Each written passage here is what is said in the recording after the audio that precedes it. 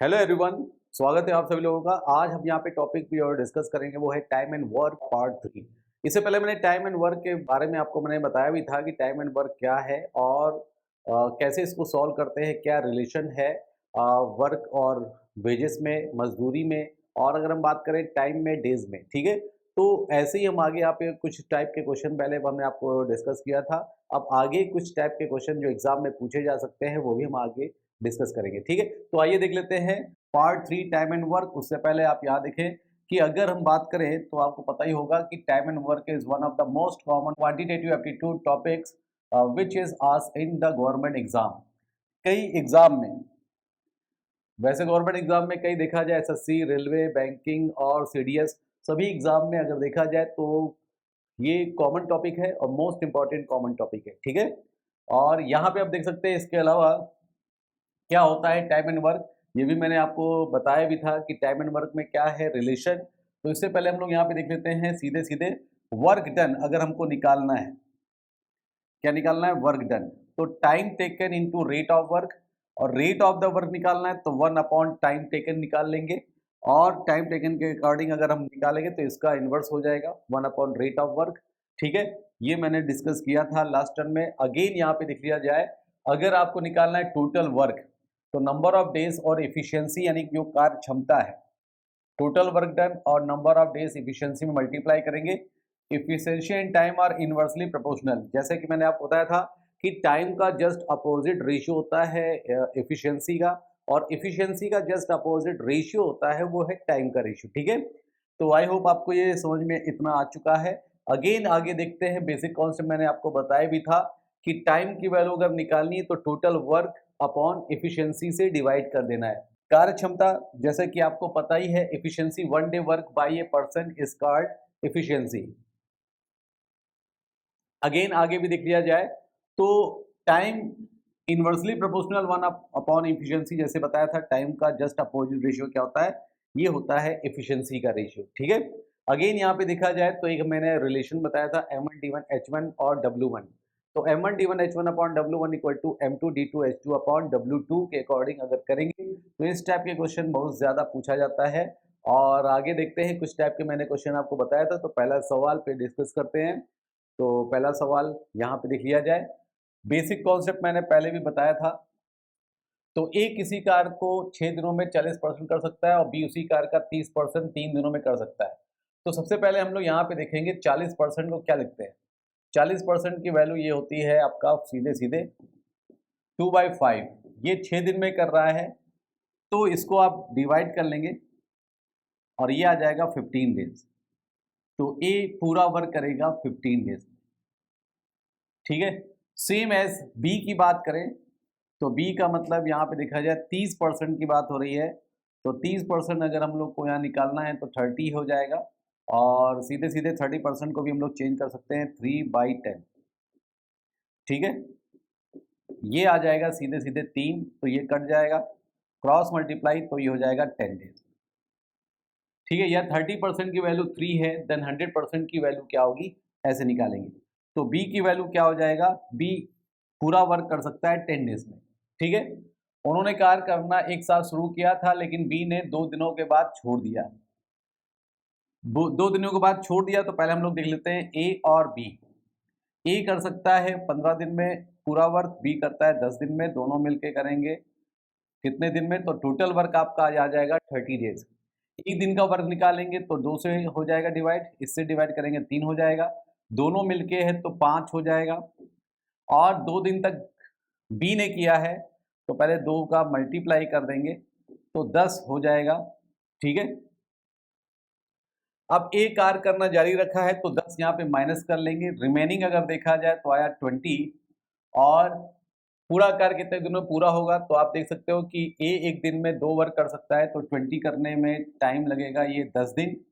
Total अगर work की बात करें तो स्टार्टिंग में 2 डेज तक दोनों ने मिलकर वर्क किया था, और उसके बाद रिमेनिंग ए ने किया तो 10 दिन लिया। टोटल टाइम अगर देखा जाए तो 10 और ये 2 मिलके हो जाएगा 12 दिन, यानी कुल समय जो लगा, टोटल टाइम जो लगा वो लगेगा 12 दिन। ठीक है, बात समझ में आ गई होगी।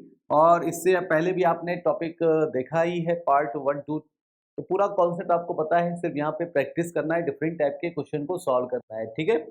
तो देख लेते हैं, इसका आंसर आपका 12 है। अगेन दूसरा क्वेश्चन भी देखते हैं। ए किसी कार्य को 35 डेज में करता है और बी उसी कार्य को 15 दिनों में पूरा करता है। उन्होंने 7 दिनों तक एक साथ कार्य किया, फिर बी ने छोड़ दिया। कितने दिनों में ए शेष कार्य का 60% पूरा करेगा? तो सबसे पहले देखा जाए, ए कर सकता है 35 डेज में, तो आप यहाँ पे लिख सकते हैं 35 डेज, ठीक है, और 15 दिन, ये आ जाएगा 15 डेज में।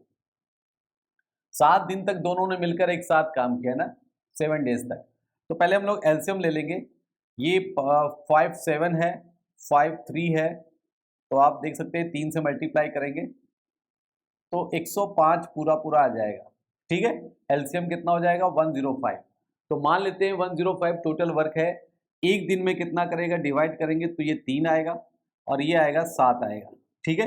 जब दोनों मिल के करते हैं तो आपको पता है दोनों मिलकर एक दिन में कितना करेंगे, 7 और 3 10, ठीक है।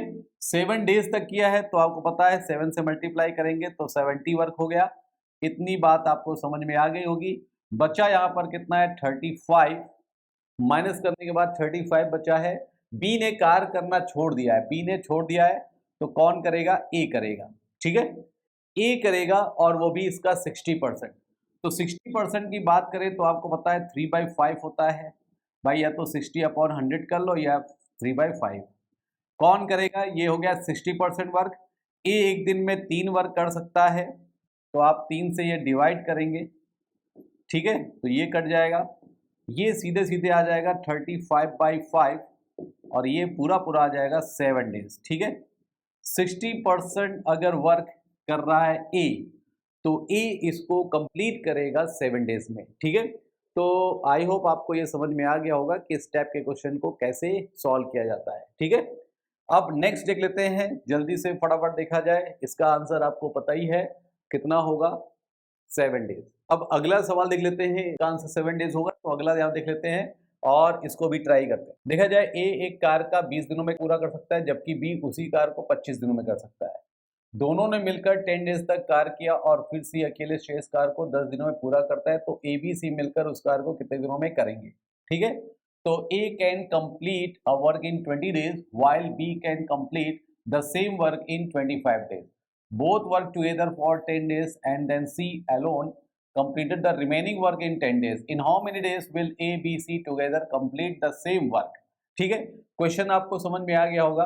A कर सकता है 20 डेज में, जबकि B कर सकता है उसे 25 दिन में। दोनों ने मिलकर 10 डेज तक वर्क किया है, ठीक है। तो पहले हम देख लेते हैं 10 डेज में दोनों ने मिलकर कितना वर्क किया।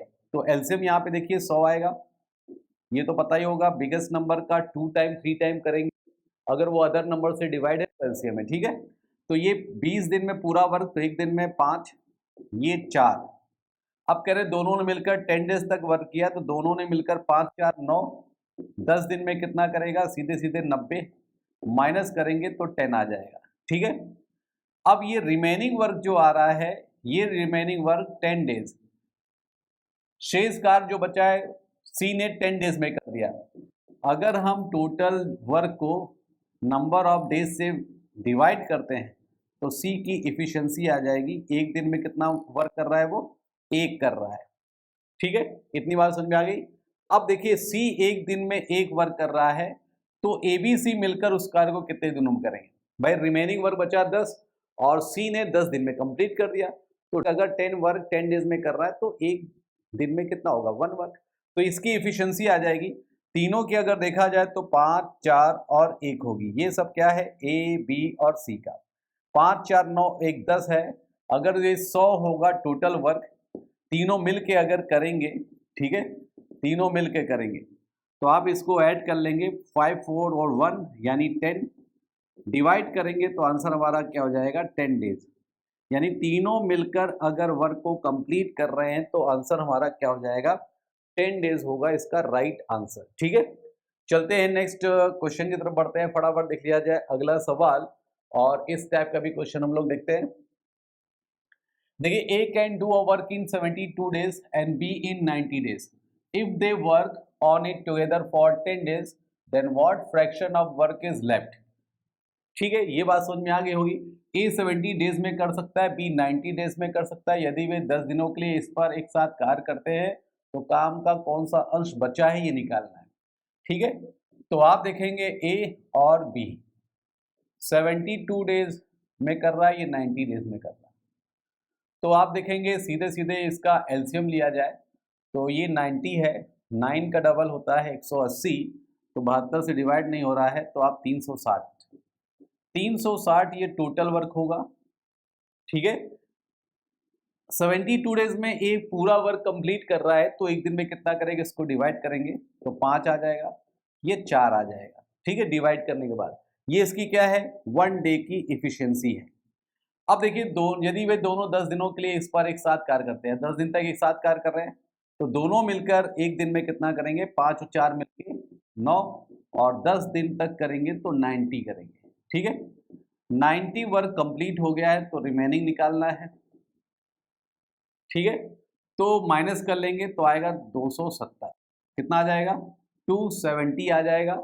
अब 270 बचा हुआ है, और अगर हम यहाँ पे देखें कौन सा अंश बचा हुआ है तो आउट ऑफ देखा जाएगा 360, इसी से आपको डिवाइड कर लेना है। ठीक है, तो सीधे सीधे हम लोग यहाँ पे डिवाइड करते हैं तो फ्रैक्शन में वैल्यू आ जाएगी, 0 0 काट दो, 3/4 आ जाएगा। जो वर्क बचा हुआ है वो आंसर होगा।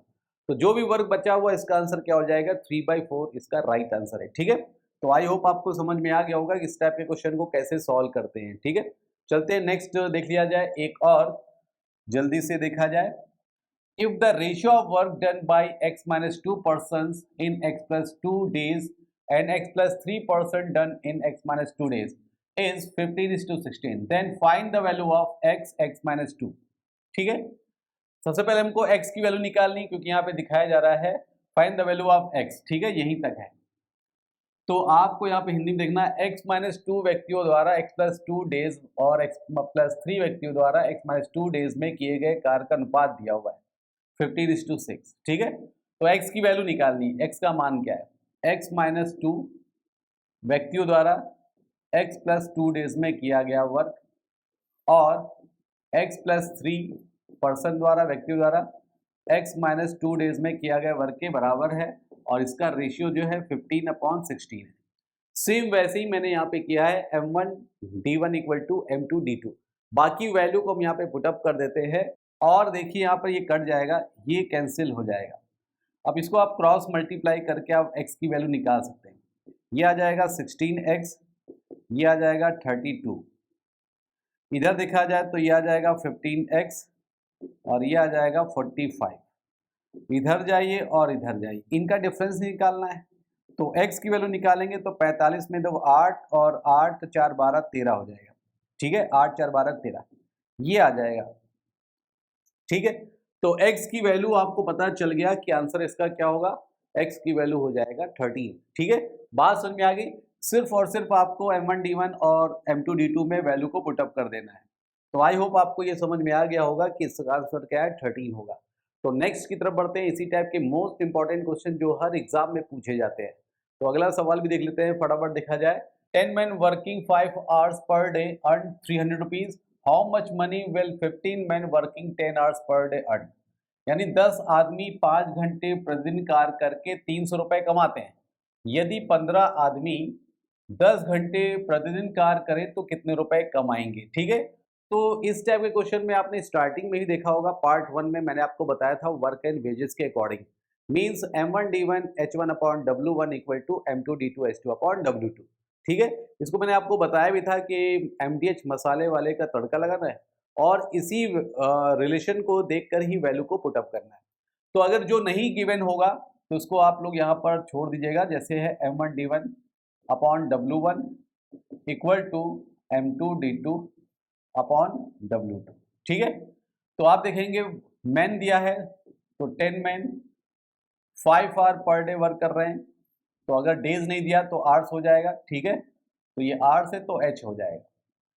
अपॉन यहाँ पे कितना है, 300 रुपए कमा रहे हैं तो 300 रुपए, सेम एज 15, ये h1 भी लिख सकते हैं। ठीक है, क्यों? क्योंकि अगर मान लीजिए एच दिया है तो एच लेंगे, डी दिया है तो डेज, डेज नहीं दिया है कांस्टेंट है तो नेग्लेक्ट कर देंगे।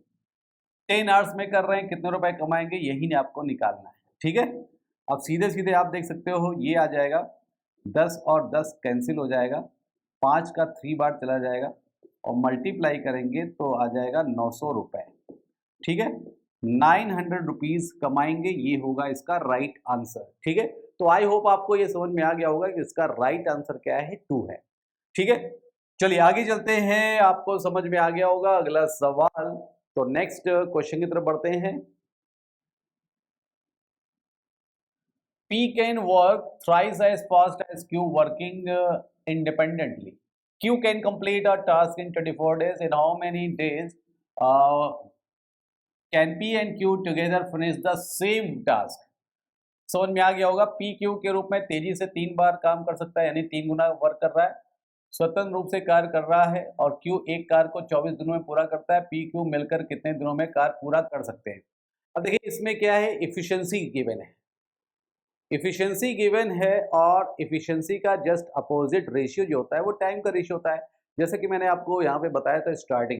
ठीक है, तो आप देख सकते हैं P और Q 3 बार काम कर सकता है Q के रूप में तेजी से।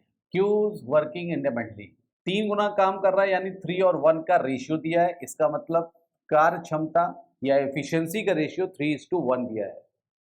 ओके, एंड देन Q है कार को 24 दिनों में कर रहा है, तो आपको पता है टाइम का रेशियो अगर यहां पर देखें तो इसी का रिवर्स होता है 1:3। ठीक है, टाइम का रेशियो। Q एक कार को 24 दिनों में कर रहा है, यानी 24 डेज में अगर ये दिया है तो 1 यहां पे निकालना है। इसको आप डिवाइड करेंगे 3 की वैल्यू तो यह आ जाएगा 8। तो P जो है वो 8 डेज में करेगा और Q 24 डेज में कर रहा है, यही इसकी इफिशियंसी है। क्योंकि आपको पता है जिसकी क्षमता या इफिशियंसी ज्यादा होती है वो टाइम कम लेता है। अगर वो 3 टाइम फास्टर है, तेजी से काम कर रहा है, तो टाइम कम लेगा, इसलिए वो 8 डेज ले रहा है। अब बात करते हैं P Q मिलकर कितने दिन में करेंगे।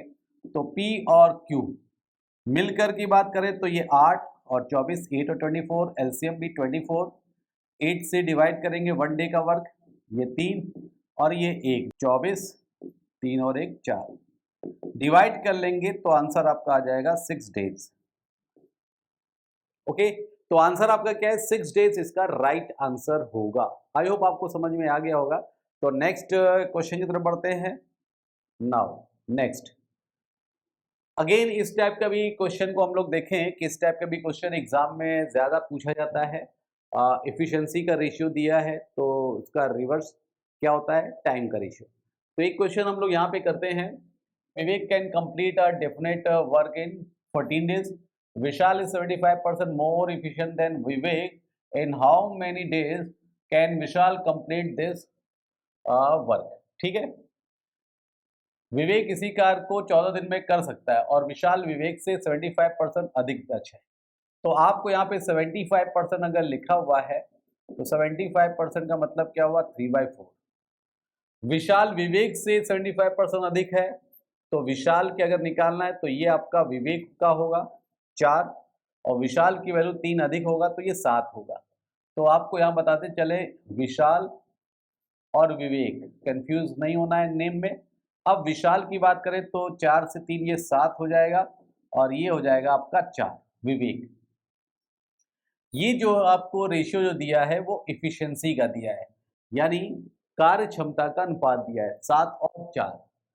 विवेक इसी कार्य को 14 दिन में कर सकते हैं, तो आपको पता है टाइम का रेशियो अगर देखा जाए तो 4:7, इसका जस्ट अपोजिट। अगर ये 14 डेज में कर रहे हैं तो आपको वो निकाल सकते हैं 14, 7 की वैल्यू अगर 14 है 2 टाइम, तो वैल्यू 2 टाइम कर 8 आ जाएगा। ठीक है, 8 डेज होगा इसका राइट आंसर। ओके, तो आंसर क्या होगा, 3 ऑप्शन में होगा तो 8 डेज होगा इसका राइट आंसर। आई होप आपको समझ में आ गया होगा कि इस टाइप के क्वेश्चन को कैसे सॉल्व किया जा रहा है। अगेन यहाँ पे देख लिया जाए, नेक्स्ट क्वेश्चन की तरफ बढ़ते हैं और अगला सवाल भी पे फोकस करते हैं। तो नेक्स्ट क्वेश्चन आप देखा जाए, P can do a work in 10 days and Q can do the same work in 15 days. If they work it on together for 3 days, then the fraction of the work that is left. अब देखिए कौन सा fraction आपका बचा रह जाएगा ये निकालना है, पार्ट यानी वर्क का कितना भाग बचा है, रिमेनिंग है वो निकालना है। तो सबसे पहले हम लोग समझ लीजिए कि P कितने दिन में कर सकता है, ये 10 डेज में कर सकता है, और जबकि Q की बात करें तो ये 15 डेज में कर सकता है। 3 दिन तक एक साथ वर्क कर रहे हैं तो एलसीएम क्या हो जाएगा, 30 हो जाएगा। 15 और 10 का 1 डे का वर्क निकालेंगे, इससे डिवाइड करेंगे तो 3 यानी 3 आएगा, और ये आएगा 2। ठीक है, ये 1 डे का वर्क है 3 और 2। दोनों मिलकर की बात करें तो यहाँ यदि वे इसे दोनों मिलकर एक दिन में कितना करेंगे तो 3 और 2 मिलके 5 है। 3 डेज तक कर रहे हैं तो 3 डेज में कितना हुआ 15, बचा कितना माइनस कर लो, बचेगा भी 15। अब आप खुद कंपेयर कर ले कितना परसेंट बचा हुआ है। टोटल वर्क है 30 और 15 हो चुका है, 15 बचा है, तो 50% हो गया, 50 बचा है। तो सीधे सीधे जो बचा है आप यहाँ पर इसको डिवाइड करेंगे, लेकिन इस डिजिट के अकॉर्डिंग देखा जाए तो आंसर 1/2 है, यानी 50% है। तो 50% कंप्लीट हुआ, 50% बचा, इसका मतलब क्या हुआ 1/2 बचा हुआ है, रिमेनिंग है। ओके, चलिए आगे चलते हैं, नेक्स्ट क्वेश्चन की तरफ बढ़ते हैं। अगला सवाल, चलिए next, A can do 60% of a work in 18 days while B can do 40% of the same work in 10 days. Both work together for 10 days only. C completed the remaining work in 4 days. In how many days will C complete the same work? अब आपको ये निकालना है C remaining work नहीं, completed पूरा work करने में कितना टाइम लेगा ये निकालेंगे।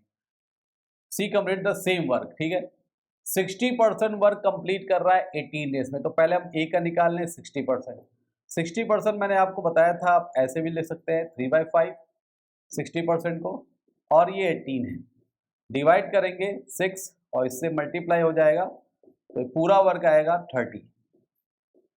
ठीक है, 60% वर्क कंप्लीट करते हैं 18 में तो पूरा वर्क हो जाएगा, यानी 100% वर्क निकाल लीजिए तो 100% वर्क निकलेगा 30 डेज में। ठीक है, चलिए ओके, यहाँ के देखते हैं। और नेक्स्ट सबसे पहले बी देखा जाए। बी की बात करें, बी उसी कार का 40%, तो 40% आपको पता होगा कितना होता है, ये 2/5 होता है। तो 2/5 कर रहा है 10 डेज में, तो ये आ जाएगा टोटल वर्क 25 डेज में। ठीक है, इतनी बात समझ में आ गई। दोनों केवल 10 दिनों के लिए एक साथ कार्य करते हैं, 10 दिन तक। तो पहले हम लोग अलग अलग निकालें, ए और ये बी। ए कर सकता है 30 दिन में, तो ये आ जाएगा 30 और ये आ जाएगा 25।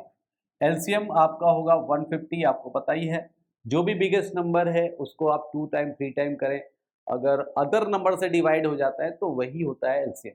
ठीक है, इतनी बात समझ आ रही। 150 अगर नहीं भी होता, अगर 300 आता है तो उससे भी कोई भी फर्क नहीं पड़ेगा, क्योंकि जिस रेशियो में वर्क अगर इंक्रीज हो जाता है, जिस रेशियो में वर्क बढ़ता है, तो उसी रेशियो में इफिशिएंसी बढ़ जाती है, कार्य क्षमता भी उसी रेशियो में बढ़ेगा।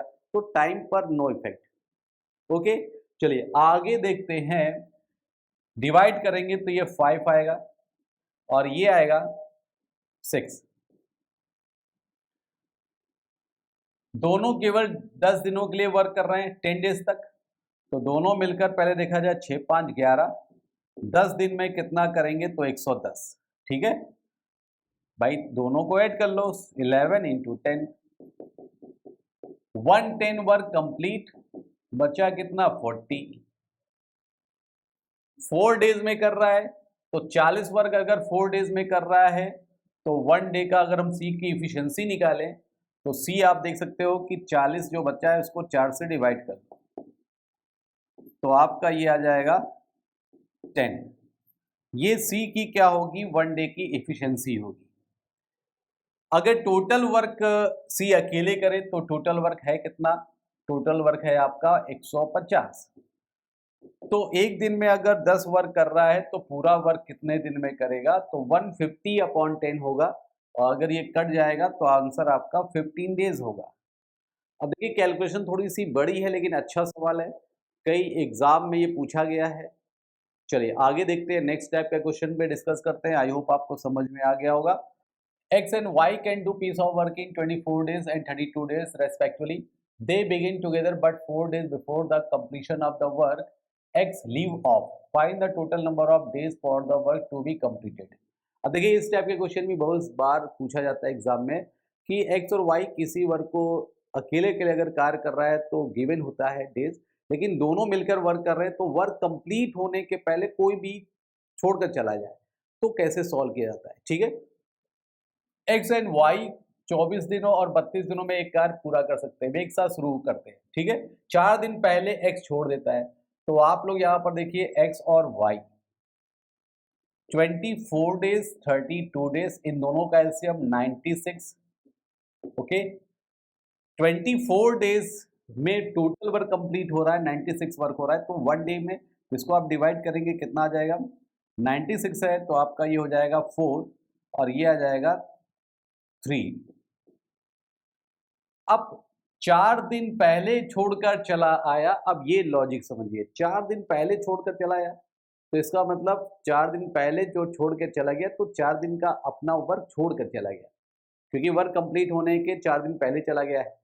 तो अगर हम यहाँ पे देखें कि x एक दिन में कितना वर्क कर सकता था, 4 वर्क, तो 4 दिन पहले आया तो इसका 4 दिन का वर्क कितना होगा, 16 होगा, यानी 16 वर्क किया ही नहीं। अगर हम 16 वर्क इसमें ऐड कर दें इस वर्क में तो एक्चुअल में जो वर्क हो जाएगा 112 हो जाएगा, 112 होगा। ठीक है, तो दोनों मिलके बात करें तो दोनों 4 और 3 मिलके कितना हो जाएगा, 7। अब 7 से इसको डिवाइड करो, 16 7 जा होता ही है ये 112। तो आंसर हमारा यहाँ पे क्या हो जाएगा, 16 हो जाएगा। ओके, समझ में आ गई। अभी तक आपने टाइम एंड वर्क में जो भी कॉन्सेप्ट है वो सीखा और डिफरेंट टाइप के क्वेश्चन को आपने सीखा। इसी टाइप के क्वेश्चन को और भी अच्छे अच्छे क्वेश्चन जो एग्जाम में पूछे जा सकते हैं वो भी हम आगे डिस्कस करेंगे। तो आज के लिए बस इतना ही। Okay, all the best, thank you.